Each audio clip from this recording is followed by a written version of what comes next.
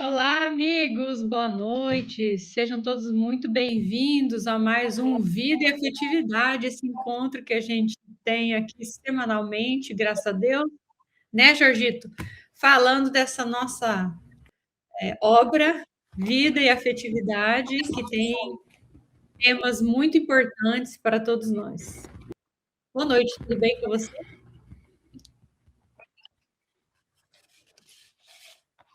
Muito Você bom. está me ouvindo bem?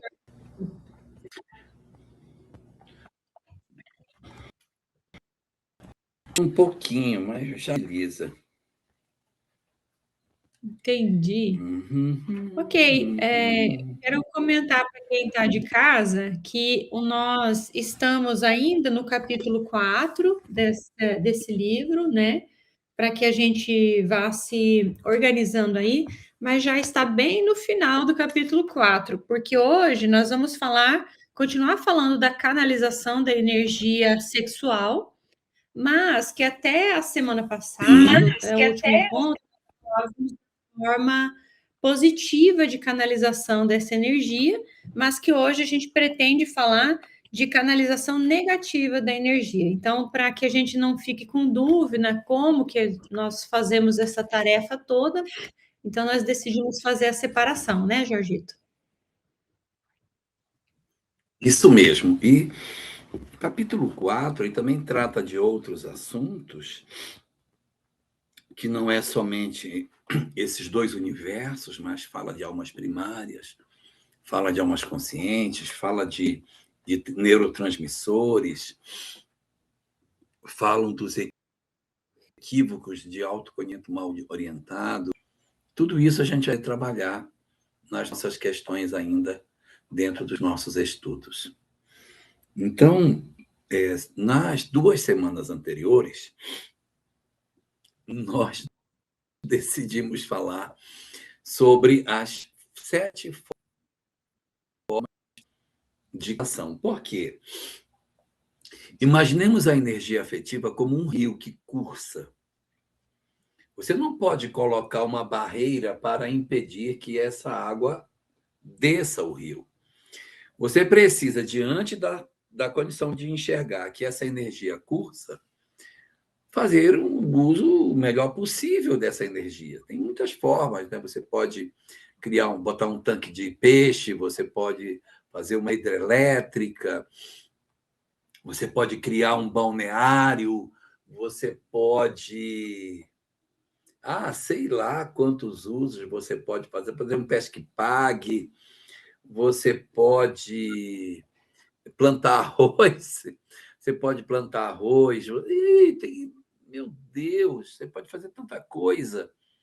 Mas essa água precisa ser usada. É mais ou menos esse o sentido que a doutrina espírita dá. É um rio caudaloso que cursa dentro de nós e você precisa operacionalizar essas energias. Por quê? Porque ela vai sair de nós, ela vai sair.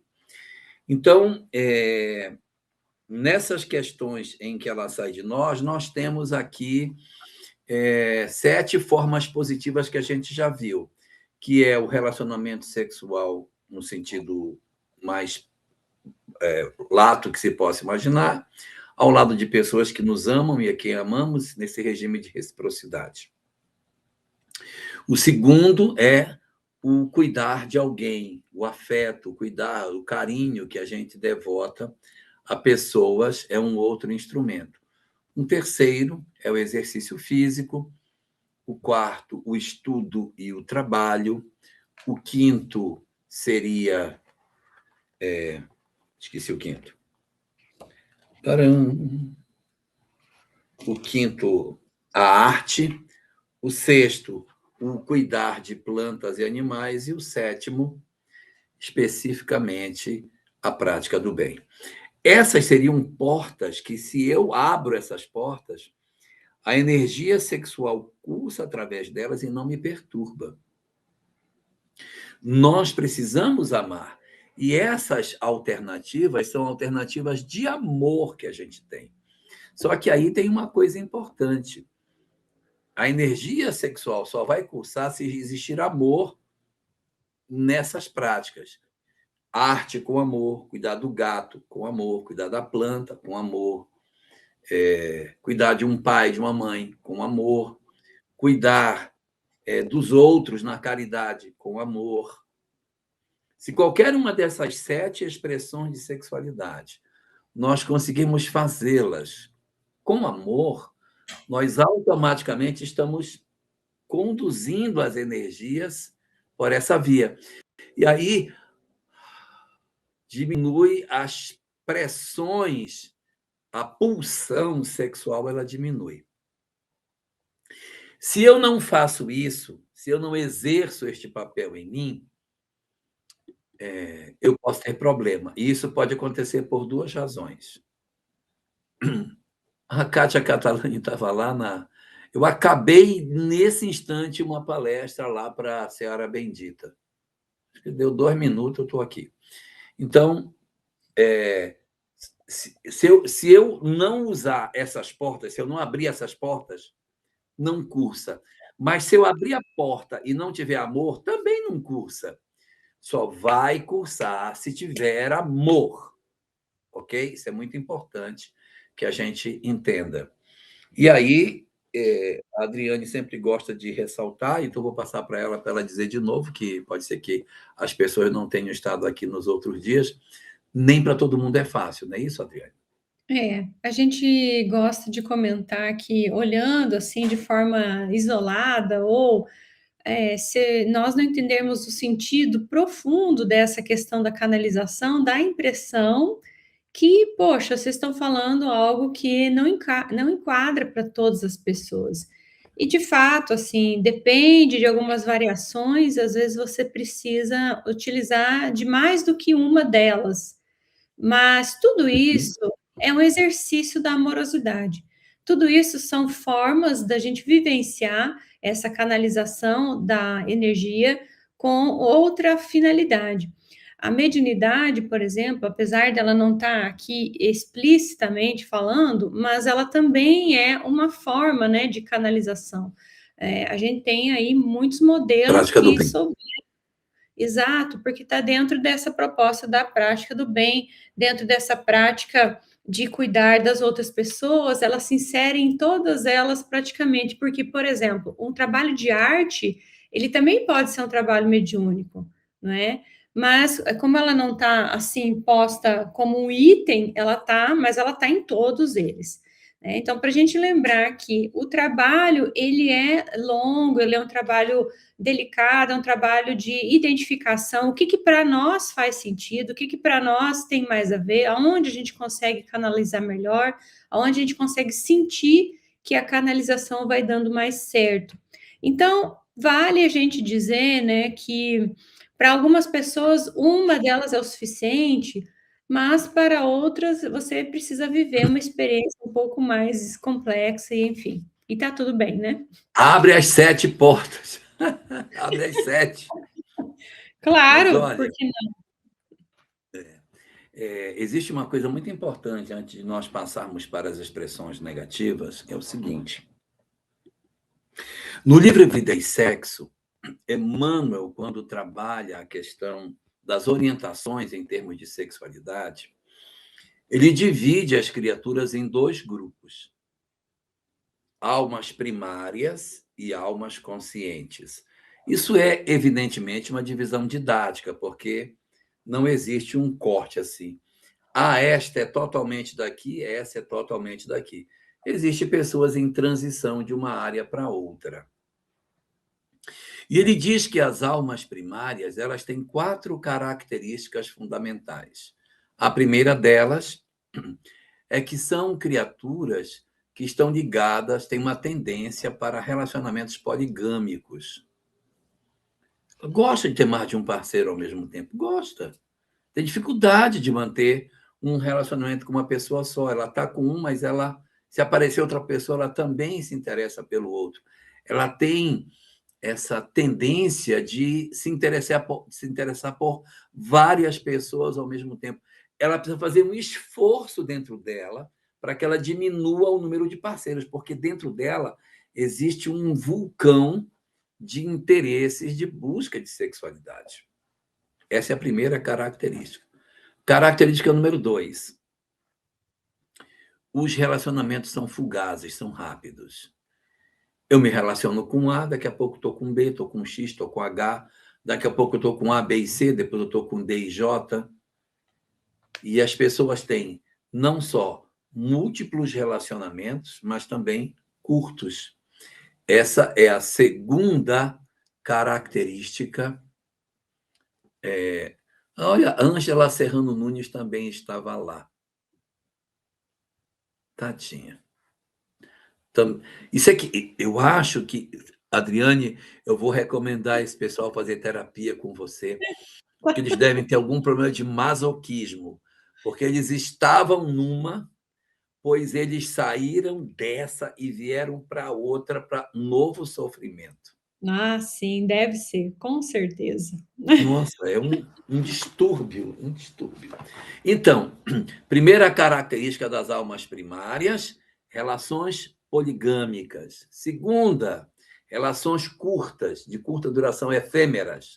Se relaciona numa mesma existência, tem muitos parceiros, muitos ao mesmo tempo, termina daqui, já está com outro, está com outro, está com outro. Não, era com fulano, agora é com Beltrano, agora não é mais, agora é isso, agora é aquilo, agora são 3, agora é um só, agora são 10. Segunda característica. Terceira, escolhe seus parceiros pela beleza física, unicamente pela beleza física. Unicamente, né? Porque também vai se abraçar com uma pessoa horrorosa, é difícil, né? Mas você não é assim, eu não posso dizer, não, quando você ama. Não, a gente também tem a parte do interesse físico, tem, nós somos humanos. Mas a pessoa se interessar só pelo interesse material, só a pessoa sabe que a pessoa é uma pessoa horrível de personalidade, tem uma conduta péssima, é desonante, é bonita. Aí é para acabar, né? O comportamento das pessoas. Só vem o aspecto físico. Olha só para isso. Nossa, fulano é bonito, então me interessa. Quarta característica, diz não tem Muito nenhum sensorial, interesse pelas questões né? espirituais. Muito sensorial, instintivo. Muito sensorial. Uhum. Isso. E as almas conscientes é o oposto disso, eu não vou perder tempo definindo o que é o oposto. Em vez de poligâmico, monogâmico, em vez de ser efêmero e duradouro, em vez de priorizar o físico, prioriza os aspectos comportamentais, emocionais, de repente dá uma olhadinha no físico também um pouquinho, nem que seja um pouquinho, e olha prioritariamente os aspectos espirituais, né? Então, veja que eu tenho 2 universos que são imissíveis, né? Um para cá e um para lá. E um mundo de pessoas em transição, ou seja, o cara tem relacionamento duradouro, mas gosta de pessoas fisicamente. Os relacionamentos são monogâmicos, mas é muito materialista. Então, são almas em transição de um universo para o outro. Mas o que importa de tudo isso que eu estou falando? O que é mais importante? O que é importante, Tereza Aquino? É que, segundo Emmanuel, para as almas primárias não há nada que você dizer. Isso é o mais doído do livro. Para as almas primárias não há o que se dizer. É igual assim, meu filho não faz isso, ele vai e faz. Não, meu filho não faça, ele vai fazer. Não. Por quê? Porque como ela é uma alma primária, ela não consegue entender, ela não consegue compreender a gravidade das coisas que ela realiza em termos de comportamento. Como ela não entende, ela faz. Por mais que você diga, não faz isso aí, não. Minha filha, pelo amor de Deus. Olha por onde você está entrando, você vai se dar mal. Não vou, não, eu sei o que eu estou fazendo. Aí se quebra todinho. Então, as almas primárias são assim. Então, o que é que o Emmanuel diz? Para essas, não há nada a ser dito. Para estas, o único instrumento educativo chama-se tempo. O tempo é o único instrumento educativo. Então, a gente vai falando, mas não cria expectativa de que eles aprendam e vai conduzindo, vai levando, esperando que as dores, as tristezas, as consequências, as raladuras pelos equívocos cheguem a alcançar a criatura para dizer para ela, cara, isso aí não é legal. Só que para descobrir isso, papai do céu, é muitos séculos e milênios para você descobrir isso. Porque a impulsividade da criatura, o desejo de poder e de usufruir, de manusear, de como é que chama? Usar as pessoas é muito forte da criatura humana. Então, são muitos os sofrimentos que muitos de nós passamos até que a gente diga que não aguenta mais e precisa mudar. Então, vejam, 2 universos, almas primárias, almas conscientes. Tudo que nós temos para falar é para as almas conscientes, para as almas primárias esperar amadurecer. Então, a gente vai falando, mas sabe que é terreno duro, que a semente cai e o pássaro come. Mas o semeador semeia do mesmo jeito, mas não cria a expectativa de que a semente que cai no solo duro brote. Mas ele joga a semente fora, ele não guarda a semente, ele joga no solo duro. É porque dentro do processo de evolução, né, nós estamos muito misturados. Alguns espíritos ainda iniciantes em algumas partes e outros um pouco mais adiantados, e assim a gente vai servindo um para os outros também como modelo, né? Porque nós temos muito essa coisa da repetição. A gente identifica no outro alguma coisa ali e vamos seguindo os modelos. Tem o efeito manada, que a gente diz no popular, não é? Quando a gente encontra com outras pessoas que acabam sintonizando de alguma maneira. Então, nós vamos fazendo aí esse efeito também de estimular o outro para o crescimento e assim vai seguindo. Então, essas almas mais iniciantes no processo de evolução, como você está dizendo, junto com os outros que já começaram a despertar, elas também vão aprendendo. É um auxílio que elas vão tendo, além das sementes jogadas pela espiritualidade amiga, como você bem colocou. Então, é uma questão, sim, de despertar, uma questão de tempo, e em breve, né, todos nós estaremos bem mais evoluídos, mas estamos todos caminhando. Então, quando a gente fala isso, a gente fala, claro, com respeito à característica, né, com a natureza de cada um. Mas, olha, aquelas que dá para falar, né? Aquelas que dá para...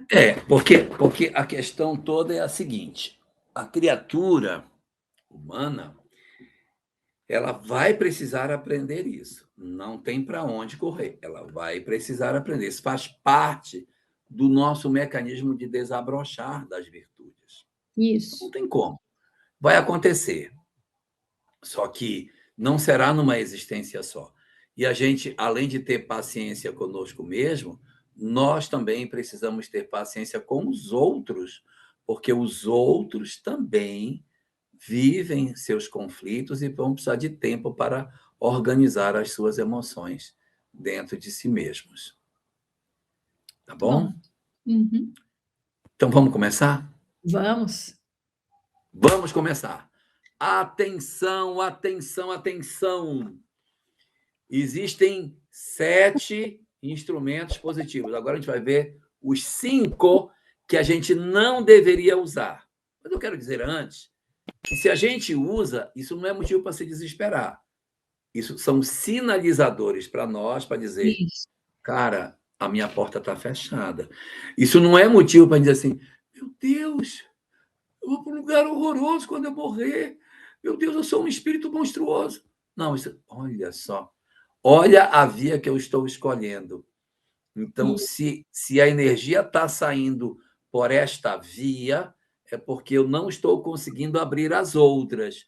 E mais cedo ou mais tarde, esse trem vai me dar problema. Então, eu preciso me reorganizar. Não é motivo de pânico, mas é motivo de alerta. Vamos lá? Vamos. Ficou claro para todo mundo? Tá claro aí? Cadê a Cidinha Mota, hein? Estou vendo a Cidinha Mota. Não sei. Não chegou.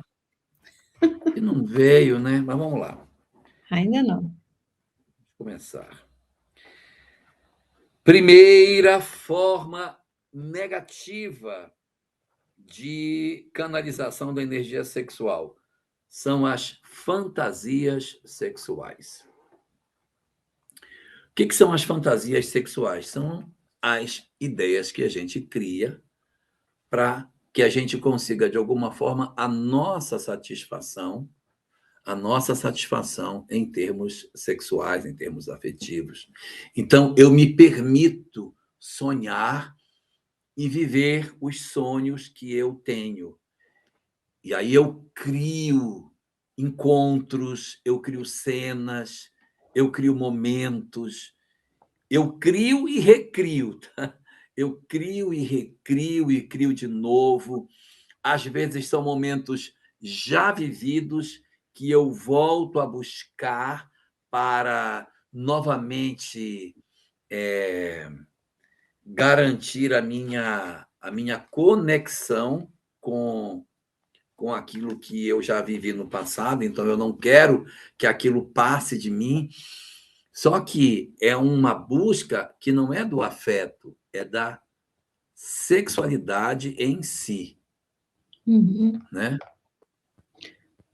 Eu gosto de puxar essa ideia. Eu acho que Freud foi alguém que, não só ele, né, mas alguém que estudou muito bem essa questão. Acho que a teoria da sexualidade foi um marco divisório, assim, no trabalho que ele ofereceu.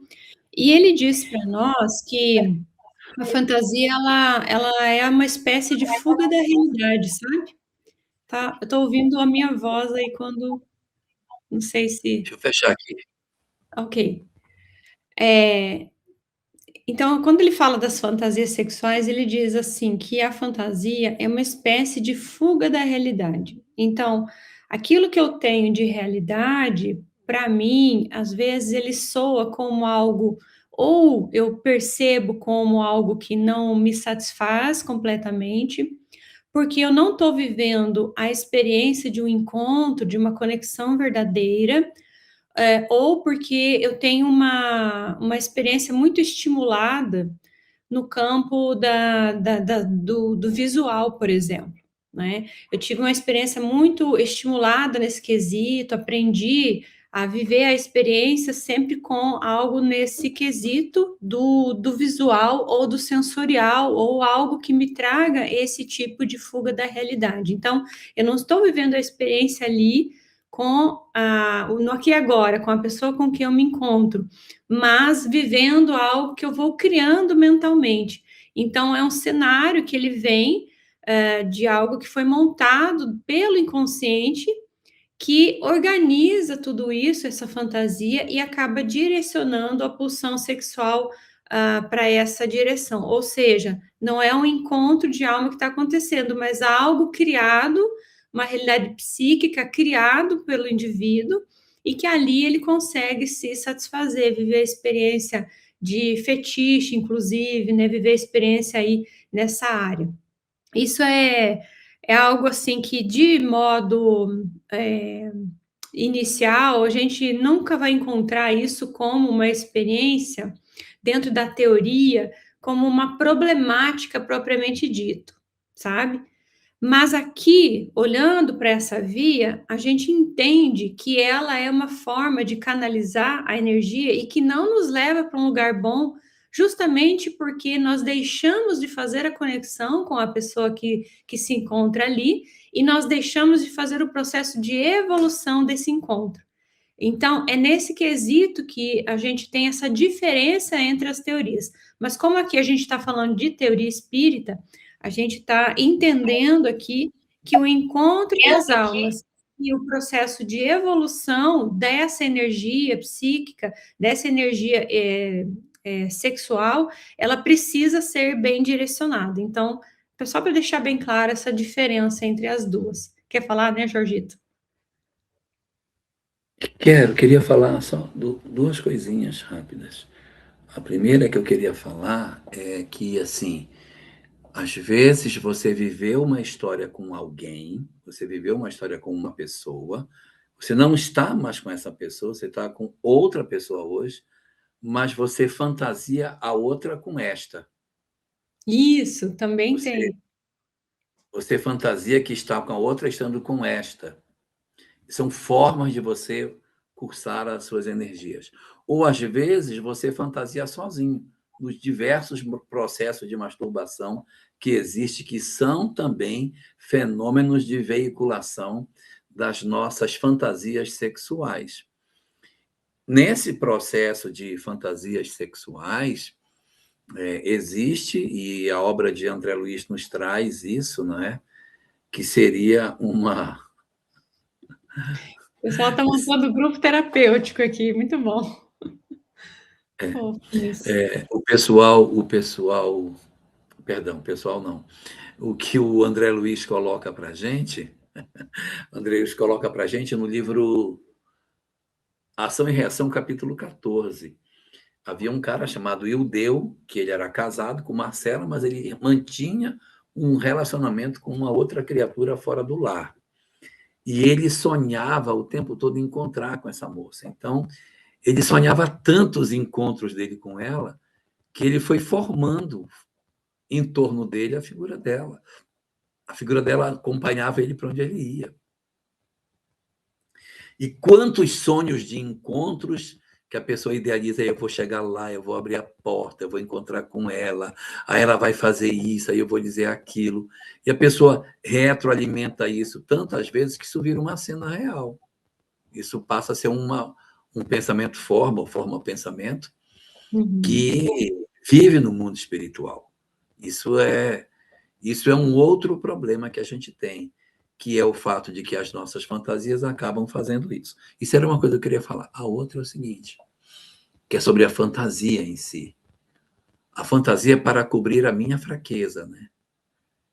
Então, na minha fantasia, eu sou o cavaleiro poderoso, másculo, viril, destruidor. E aí, nas minhas fantasias, eu sou o máximo.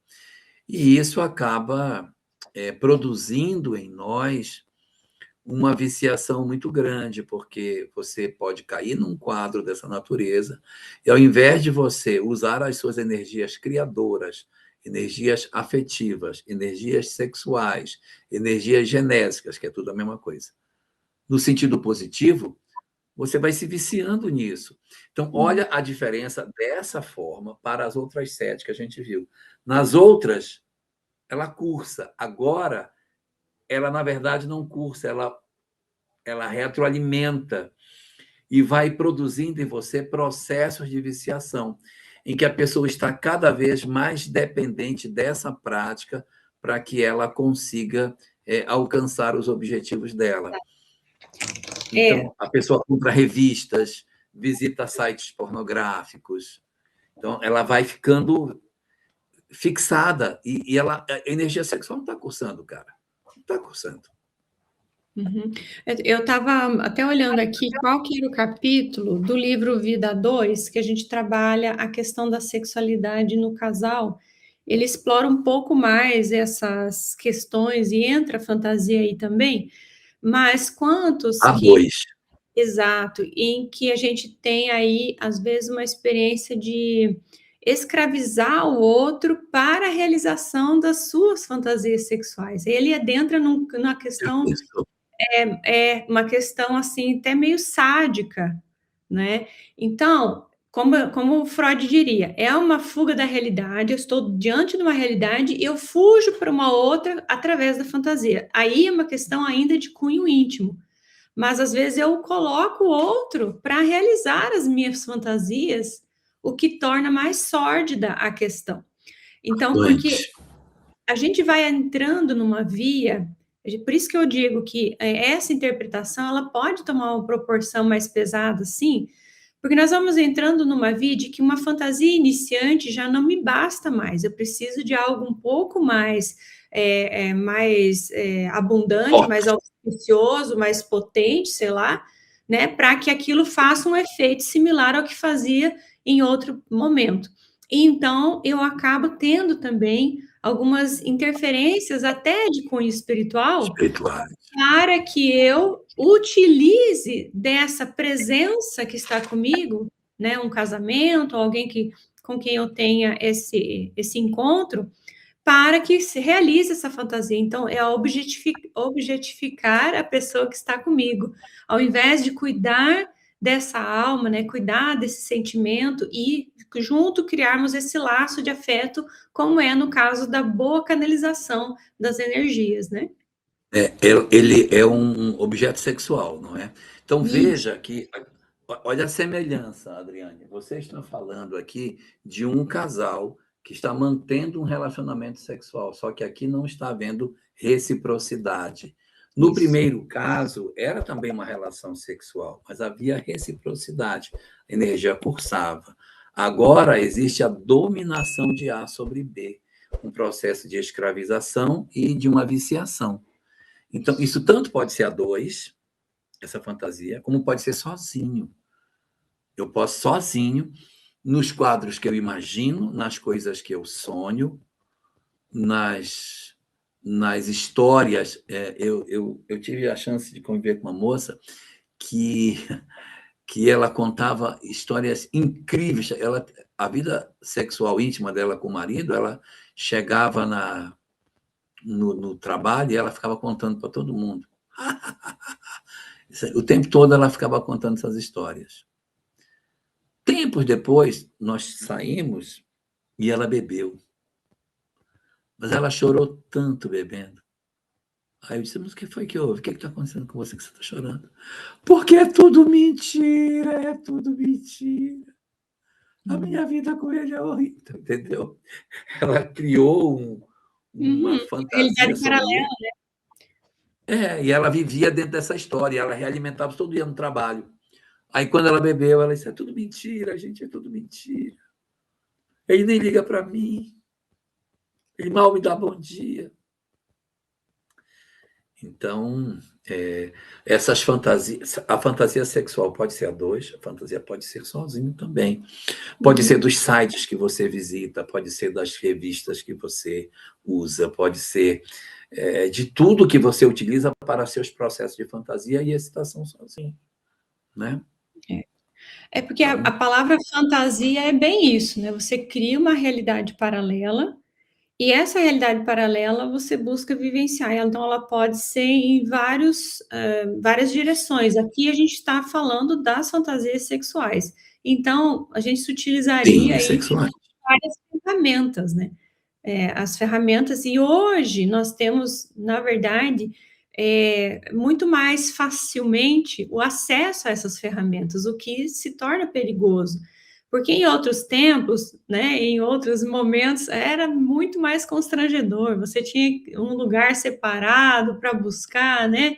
Você tinha que se esconder. Hoje você tem no celular, De você tem, burca, mais ou menos isso. manda pelo correio, Você, compra pelo correio. justo. Você tem outras formas, você usa no celular, você usa de graça, inclusive, não precisa nem pagar mais em alguns casos, né? Agora tem os bloqueios que começou a ter por conta dos adolescentes e das crianças, ainda bem, mas se você procurar, provavelmente vai encontrar, né, esse tanto de coisa que vai trazer essa via, né, essa direção para as fantasias. Então, sim, ela começa aparentemente é, sutil, sem muito Inocente, né? dano, inocente, mas ela pode tomar uma proporção aí maior. E é nesse ponto que a gente está trazendo aqui, né? Como um processo que pode nos trazer um prejuízo, sim, né? Ficou claro essa primeira? O pessoal está quietinho, porque nesse estudo a gente não Não, consegue ler muito eles, dar boa noite, aí eles ficam tudo bravos, eu acho, Jorgito. é porque a gente só tem 1 hora, e aí Tem que perdoar a nós, gente né? for dar boa noite para todo mundo, a live acaba. Então tem que dar uma boa noite por atacado. Boa noite para todo mundo, vamos lá. Bom, então este primeiro está resolvido. Da minha parte, sim. Vamos para o segundo. Vamos. Segunda forma equivocada de tentar cursar as energias sexuais: promiscuidade. Repare Hum, que aqui nas fantasias sexuais, não necessariamente eu sou promíscuo. Eu posso ter fantasias sexuais com uma pessoa só. Meus sonhos sexuais, meus desejos sexuais, podem estar todos eles focados numa única criatura. Uma segunda circunstância que tem é a promiscuidade, que também eu tanto posso ter fantasia sem promiscuidade, como eu posso ter promiscuidade sem fantasia. Porque eu posso ser promíscuo de verdade, não tem nada de fantasia, não, eu sou mesmo. Eu vou para o carnaval e eu tenho, numa mesma noite, no carnaval, eu tenho 30 parceiros.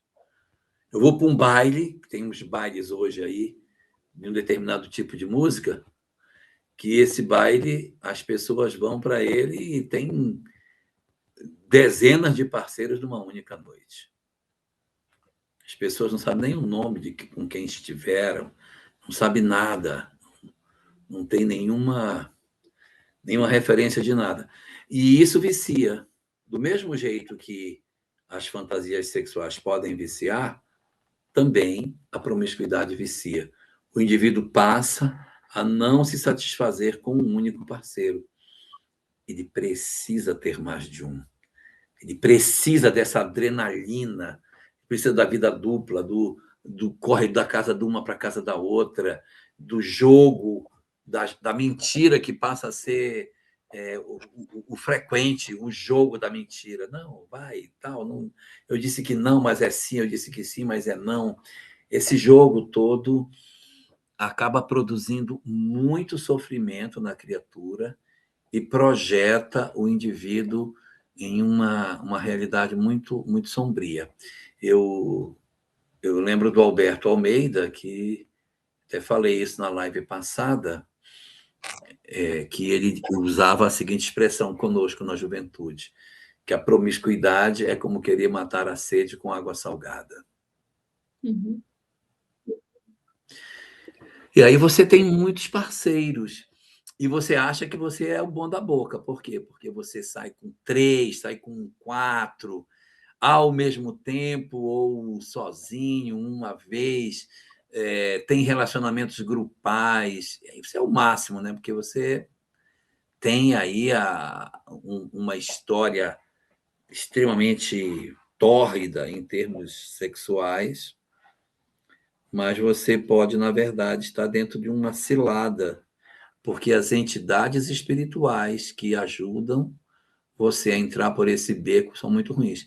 Quem assistiu o filme Sexo e Destino viu o quanto que as obsessões sexuais podem levar os indivíduos em determinadas direções, né? Isso. A questão da promiscuidade, você vê, ela tem muitas camadas aí. Eu queria puxar um pouquinho nessas, porque talvez seja importante, né, a gente entender o que está posto aí. Claro que a gente está diante de uma fuga de intimidade, uma fuga desse vazio que tem do indivíduo quando ele está com alguém, mas ele não consegue fazer conexão. E por que ele não consegue fazer a conexão? Porque ele tem dificuldade de se entregar para o amor.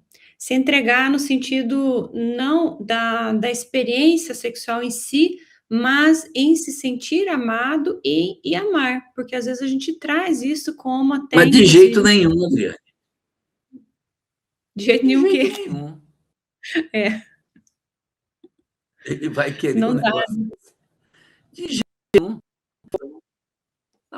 Está fora de cogitação. Acha que um cara que tem diversos parceiros vai parar a vez? Não, eu vou escolher uma só ou um só e vai ser só isso. Não vai nada. Muito difícil, porque cria um hábito, cria um vício. É difícil demais, gente. Difícil demais.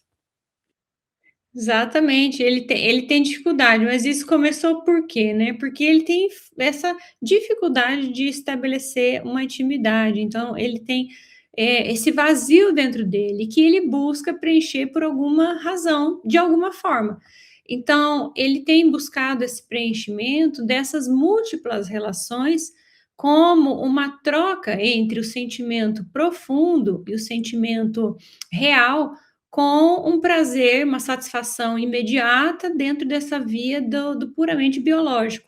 Então, é como se ele, dentro dessa alegria imediata que se tem, desse sentir imediato, ele tivesse um momento em que ele se sentisse um pouco mais preenchido. Mas, como você bem disse, ela dá a impressão que matou a sede, mas não.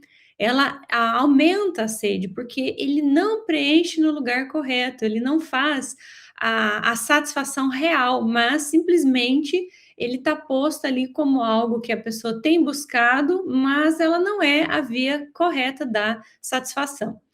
E às vezes, né, pode acontecer que essa alta rotatividade de parceiro, ela funciona como uma compulsão, né? O tempo inteiro você está compulsivamente vivendo aquela experiência numa repetição inconsciente, claro, de dominar ou reescrever uma experiência traumática infantil de abandono, de rejeição ou de abuso que a gente possa ter vivido. Então, sabe, quando a gente encontra, por exemplo, as meninas, sobretudo, né, a falta de amor paterno, essa falta de encontro verdadeiro com alguém que cuidou, com alguém que pudesse dar amor, proteção, mas elas se sentiram rejeitadas, se sentiram abandonadas ou mesmo usadas muitas vezes. Então, elas vivem a experiência de troca sexual, afetiva nesse quesito, como uma tentativa de ser amada, mas que elas não acabam não encontrando, e aí acabam vivendo a experiência da promiscuidade, mas sem a intenção de estar vivendo a experiência da promiscuidade no primeiro momento, entende? Então, essa experiência ela é muito dolorosa. E eu digo ela em todos os sentidos, no sentido antes, durante e depois, quando você já está vivendo a experiência da promiscuidade. Então, às vezes, quando a gente vai conversar com muitas jovens, tive a oportunidade de conversar em alguns momentos, nesses casos em que a gente vai atendendo os grupos, né? A gente vai vendo que a dor é a mesma. É uma tentativa, na verdade, de fazer uma história nova, sabe? Uma história diferente, uma história com afeto, mas que, como não sabe fazer, como não dá conta, porque se sente incapaz de assim fazer, elas tentam de alguma forma. E essa é uma maneira que, diante da juventude, da beleza que se tem, né? Porque a gente ainda é jovem, enfim, você tem os convites. Alguém que te olha, alguém que te percebe, que te deseja, não no sentido sexual, mas que ela entende como um desejo paterno, um desejo de afeto, e que assim ela vai se entregando. Isso acontece, infelizmente, em muitos lugares, muitos lares, mas a gente, infelizmente, tem um grupo que é mais atingido, que são os casos em que as famílias são mais desorganizadas, mais desestruturadas, e que o pai às vezes saiu de casa, que a mãe às vezes não consegue plantar no coração dessa jovem que ela possa ter outro tipo de afeto. Com os meninos acontece? Sim, com os meninos também acontece. Mas os meninos, eles têm às vezes outras formas de lidar com isso, que não assim, mas eles são também, não é geral, tá? Isso também acontece com eles, mas as meninas normalmente são mais assediadas, mas os meninos também são. O teu áudio está desligado, tá? Só para te avisar. Os meninos também são, a gente também tem, mas em maior número as meninas são mais assediadas. Então, a questão da promiscuidade, ela revela muitas coisas, né? E que pode estar por trás desse lugar. Mas tem mais coisa que eu quero saber depois, a hora que eu vou te passar a palavra daí. Não, então. Não, só para fechar essa ideia, então, isso é um ponto que eu quis trazer, né? Que tá por trás dessa vivência, às vezes, de um abuso, essa falta de amor, esse encontro que não aconteceu. Mas também pode ser uma experiência de vidas passadas que a pessoa não entende o amor, que não seja assim, né? Nessa via de contato físico ela não compreende isso. Então, duas causas importantes, ou as das vidas passadas ou da experiência atual. Agora eu passo para você falar mais um tanto. Não, eu estava gostando de ouvir aí sobre essa questão. Eu estava pensando no caso das meninas, porque elas costumam ter uma natureza mais frágil. E essa natureza mais frágil acaba abrindo a perspectiva para que elas vivam relacionamentos que tentem compensar algumas lacunas que ficaram, a ausência da figura paterna. E a pessoa, em busca da figura paterna, se agasalha debaixo de alguém que pode não ter boas intenções, não ame de verdade, mas usa, explora e, e corrompe essa pessoa, verdadeiramente corrompe. Então, digamos assim, uma menina bem mais jovem e um homem bem mais velho, e se Uhum. relaciona com ela, e ele arrasta esta menina para as experiências da idade dele, e não da idade dela. Ele puxa para que ela viva as experiências dele, homem maduro. Aí, qual é Sim, a consequência? Qual é a consequência que ele vai ter nela? É que depois que o relacionamento dele acabar, que ela voltar, digamos assim, para novos relacionamentos, ela terá dificuldade de se relacionar com os meninos mais jovens, porque as histórias que ela viveu com aquele homem que tinha uma outra perspectiva, ela não encontra nos rapazes da idade dela. Então, ela procura, não acha, ela sim. fica. Até porque o homem mais velho, ele como se ele substituísse a figura paterna, né? Também pode acontecer nesse Ele quesito. substitui a figura paterna, ele tem estabilidade financeira, ele tem mais controle emocional para poder ouvi-la, conversar. O menino mais novo também tem os seus conflitos e tem pouco tempo para resolver as questões dele também. O outro, que é mais velho, ele assume realmente essa figura mais paterna e ele preenche esse espaço que o outro não dá. Mas, ao mesmo tempo, ele arrebenta com o lado afetivo sexual dela, com a forma como ele se utiliza para conviver com ela, né? E tem os casos, assim, que tem uma carência material também, não só afetiva. E dentro da carência material, de proteção, às vezes esse homem mais velho oferece isso também como uma forma de atração, né? De atrair essa pessoa, né? Então, existe sim uma série de coisas imbricadas, né? E sabe, o que a gente vai sentindo quando vai ouvindo as histórias, Hum, são crianças muito carentes ali, né, almas primárias.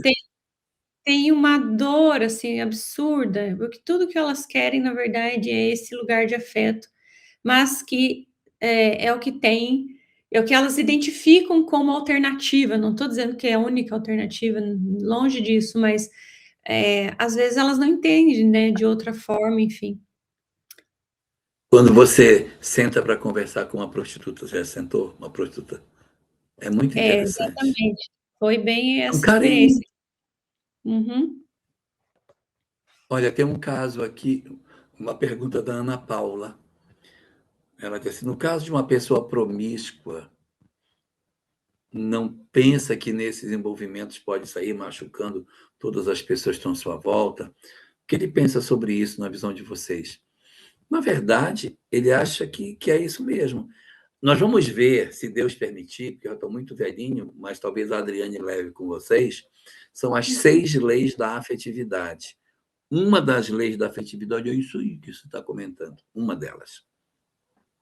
São as leis que existem, são as leis que a gente tem que aprender do mundo. Nós vamos ter que aprender essas 6 leis. 6 leis. Aprender, que eu digo, não é estudar aqui, eu aprendi. Não é isso, não. É aprender espírito. Tá? Aprender espírito. O Emmanuel diz assim, que essas leis nos aguardarão pelos séculos afora, até se inscreverem em caracteres de ouro sobre as nossas almas. Uau. Essa é uma delas. Mas o que acontece? O indivíduo que é promíscuo, ele tira os outros por si. Não, ela sabe que não tem sentimento, é só isso aí. Hum. É só isso aí. Mas, de repente, do lado de lá, não é só isso. Às vezes, ela mesma diz: não, não, não tem sentimento, é só mesmo, é só sexo. Mas existe um envolvimento do lado de lá e você não está percebendo que a pessoa até mascara isso para poder se permitir ter o parceiro que ela deseja ter. Então, ela cai num quadro de sofrimento muito grande. Olha só o caso que o Pedro está colocando aqui. Eu tive uma colega de trabalho que mantinha relações amorosas com 3 homens simultaneamente. infelizmente ela tirou a própria vida. Não posso dizer que foi por conta disso, mas uma coisa tem conexão com a outra. Talvez a carência muito grande tenha levado a esse tipo de conduta, não é? Então, isso, É, isso também.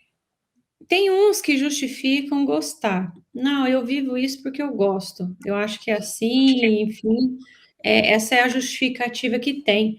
Mas é uma forma de também se auto-enganar em alguns momentos, né? De dizer para si mesmo que, eu vivo assim porque é assim que eu gosto de viver.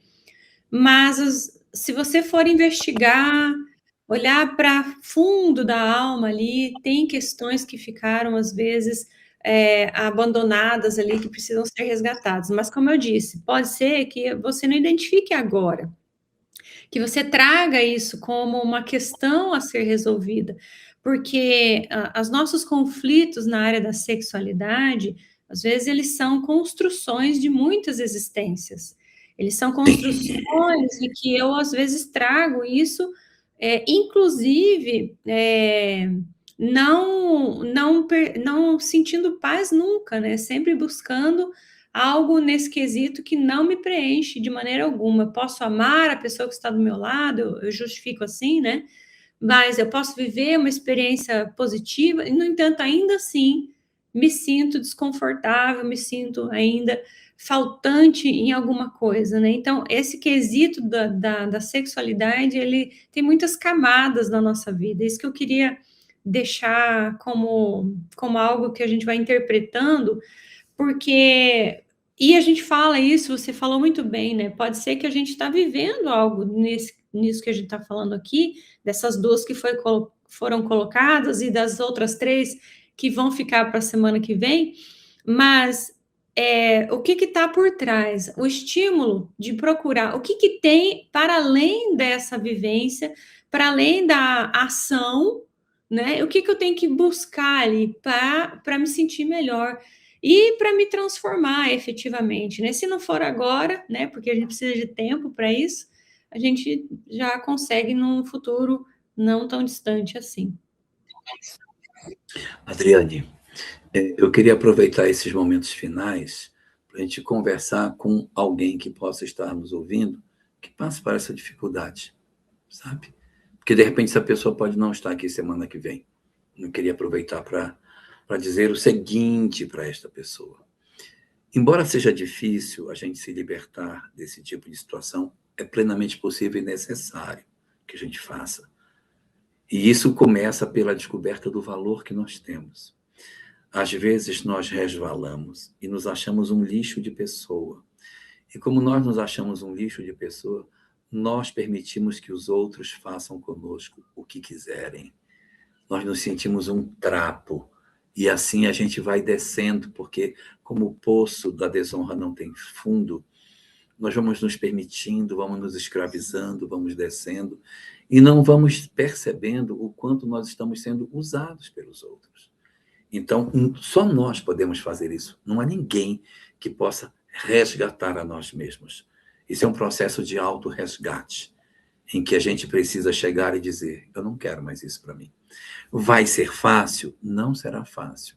Vamos ter recaídas, vai fazer um esforço e vai ser enganado. As pessoas vão dizer que a gente está iludido, mas isso não traz felicidade. Infelizmente, a gente precisa dizer a verdade. A gente, às vezes, cai numa história dessa natureza e depois se descobre preso dentro de uma malha que não consegue sair. Tem uma mensagem de Joana de Ângeles, na série Não Psicológica, uma mensagem, e ela diz assim: se você 10 passos na direção do desvio, não dê o próximo, dê o passo. Se você tem dúvida sobre a sua conduta, aconselhe-se com os mais velhos. Ouça o que eles têm para lhe dizer, porque já viveram mais e sabe as ilusões da paixão. Recue, não importa o quanto você já errou. Permita-se voltar. Permita-se ter a possibilidade de viver de maneira... Porque, grande medida, segundo ela, a gente saber se um relacionamento está indo na direção correta ou não, é se o relacionamento é movido pelo sexo.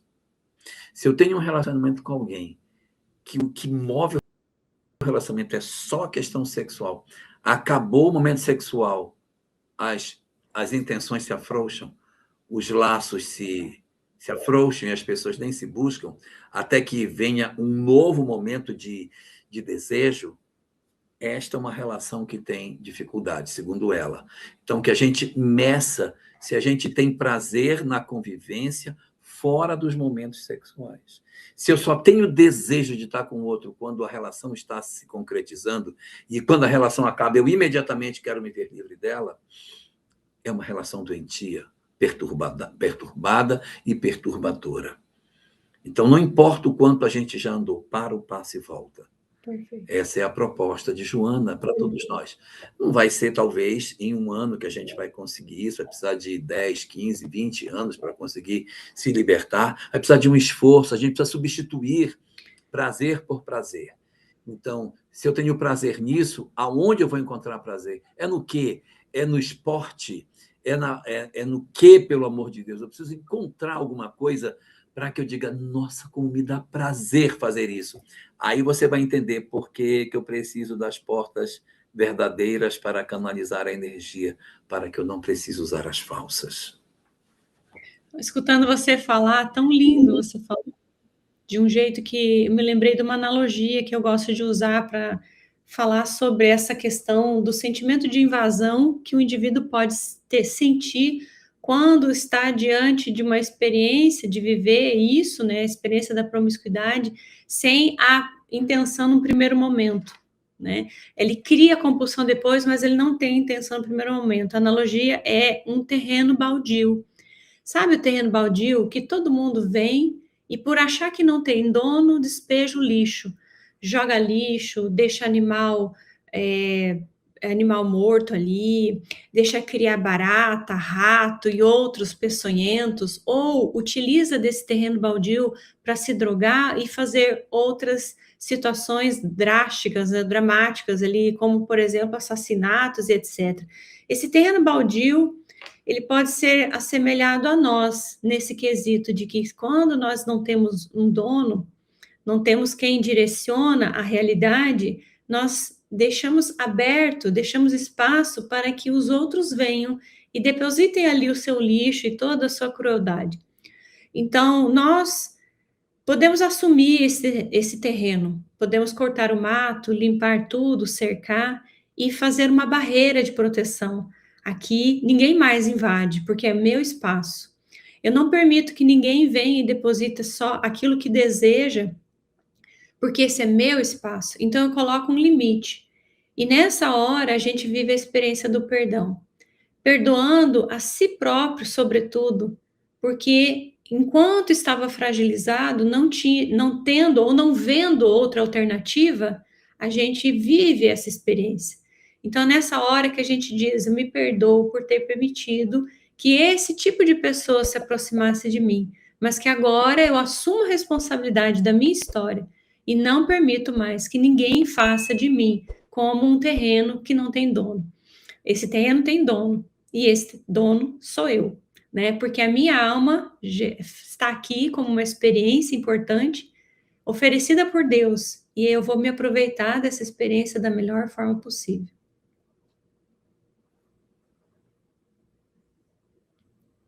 Só para a gente terminar. Isso é uma viciação como qualquer outra. Você, para deixar o cigarro, é muito difícil. Deixar a bebida, pelo amor de Deus. Deixar a droga, é muito difícil. A promiscuidade para você deixar é muito difícil. Porque está dentro de você. Porque o cigarro, se eu não tiver, eu não fumo. A bebida, se eu não tiver, eu não bebo. A droga, se eu não tiver, eu não uso. E o sexo? Então, olha o quanto eu preciso me preencher de outras coisas para que eu descubra que eu posso ter felicidade e me realizar enquanto pessoa sem ser um indivíduo promíscuo, como muitas vezes as nossas vidas nos trazem experiências dolorosas. Jorgito, será que dá tempo de responder uma pergunta? Acho que uma pergunta bem importante. A Ana disse assim: quando uma pessoa na adolescência comete um aborto em uma clínica e mais tarde, aos 30 anos, tem um filho e o ama muito e cuida dele com muito amor e carinho e dedicação, esse débito, em parte, pode ser parcialmente resolvido ou cancelado? Ótima pergunta. É para mim, para eu responder? Aqui, ó, não sei se você pode responder. Eu pensei que você ia responder. Você disse, eu queria ver uma. Eu pensei que você... Não, eu respondo. Ana, Ana, Ana, o que é a lei de Deus é a lei do amor. O objetivo da lei de Deus não é punir as criaturas que erram. O objetivo da lei de Deus é educar as criaturas. Então, imagine duas mulheres. Imagine uma mulher que, quando jovem, ela cometeu um aborto. Essa mulher cometeu um aborto quando ela era bem jovenzinha. Só que durante toda a existência dela, ela veio aprendendo, ela veio se transformando, ela veio se modificando, ela veio aprendendo, ela veio ensinando seus filhos a ser diferentes, ela veio exercitando a maternidade, ela veio vivendo muitas experiências muito positivas. Ela já não está mais na posição que ela estava. À medida que o tempo foi passando, ela foi subindo e hoje ela está numa condição bem mais elevada do que antes. Porque, às vezes, quando ela cometeu o aborto, ela era muito jovem.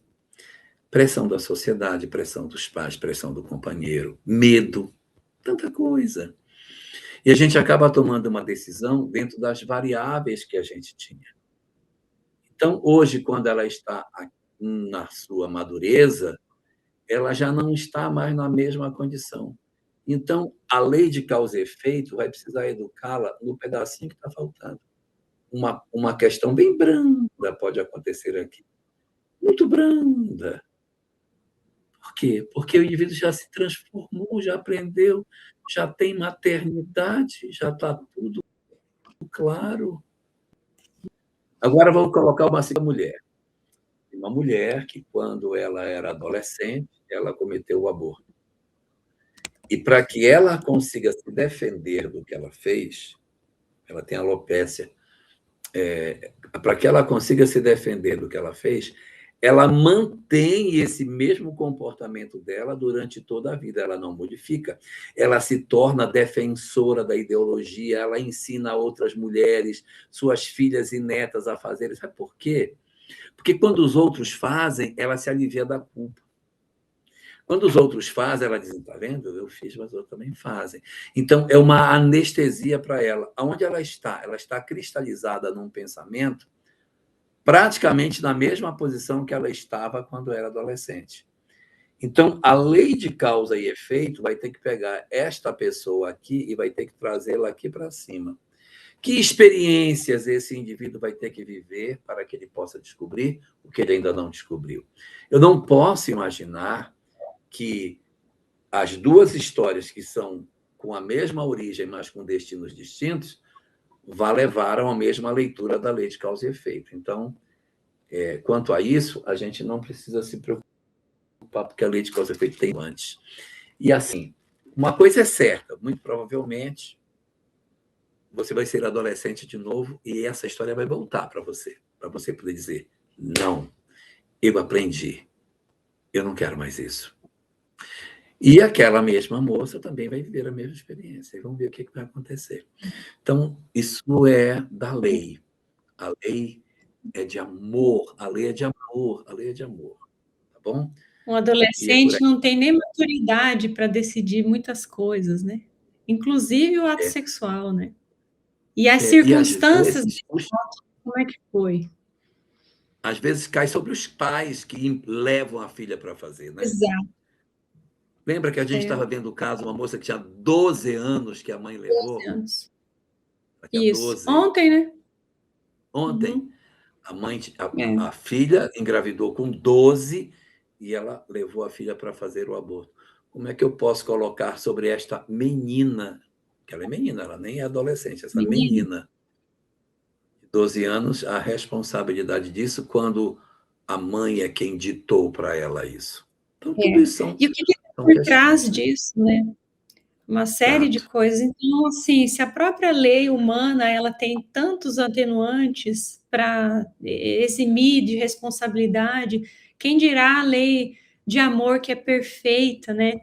Como Deus é. É verdade. Então, e a gente tem que lembrar, né, que o amor ele sempre cobre a multidão de pecados. Não há nada que o amor não traga uma solução, uma alternativa. E a lei é de amor, né? Ela não é de punição, ela não é de, como ela coloca aqui no final, uma questão parcialmente resolvida ou cancelado. Então, tudo está posto aí nessa via do amor, do afeto e que vai dar tudo certo. Tá bom. Preciso me mexer aqui. Sim, eu também. Gente, muito bom, né? Vocês notaram, então, que nós não fechamos aí os 5 pontos de canalizações negativas da energia sexual, falamos de 2. Temos ainda três bem interessantes. Tenho certeza que Eu, vai fluir. Pode falar. hoje é terça-feira? Hoje é terça. Eu tenho uma live, eu preciso sair. Eu também. Sim, então a Não estou gente em se tempo vê semana que atrasado. vem, se tudo correr bem. Até mais. Tchau, tchau, Falou. pessoal.